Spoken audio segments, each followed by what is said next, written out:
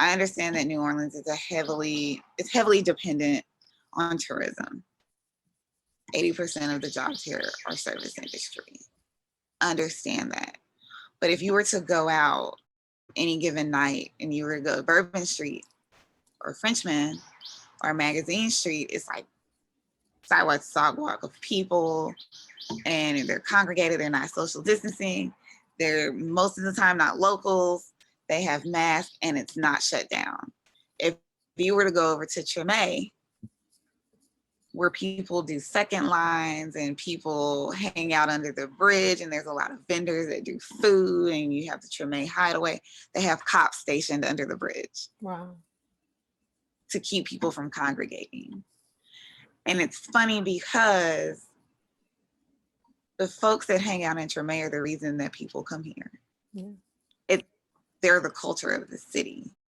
They are the musicians. They are the Mardi Gras Indians. I'm a part of a tribe called Wild Chapatulas. I'm a baby doll. It's very weird because the very thing that people travel here to see is the very thing they're policing. There's going to be Jazz Fest, French Quarter Fest. There's Voodoo Fest, which is Halloween weekend. The Saints are playing. Like, it's just going to be awesome, right? But Mardi Gras Indians is a very sacred society in New Orleans. It's rooted in Native American. They have very ornate ensembles that are hand sewed. It takes us a year to prepare for Mardi Gras, so the suits are different every Mardi Gras. And there's a meaning behind geographically where you are.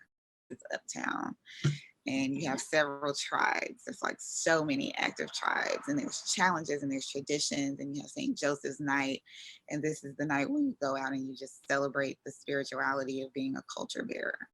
And you don't see Mardi Gras Indians often because the culture bearers, like in general, like you just don't see that often because we do not like just dress up for anything, right? So, you know, if you see a Mardi Gras Indian, you see baby dolls, it's a very rare sighting.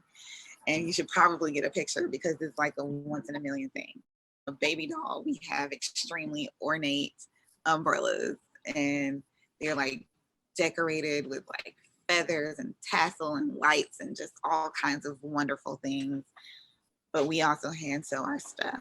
When we talk about women, Black women, we originally, and women in general, were not allowed to, they were like not to be played with. They walked around with like bricks and whips and things because, I mean, they were essentially hookers. But they wanted to participate in Mardi Gras. They represented freedom and femininity and not following all of the rules. And they crashed Mardi Gras. The baby doll culture is rooted in just feminism and not being excluded and demanding to be included.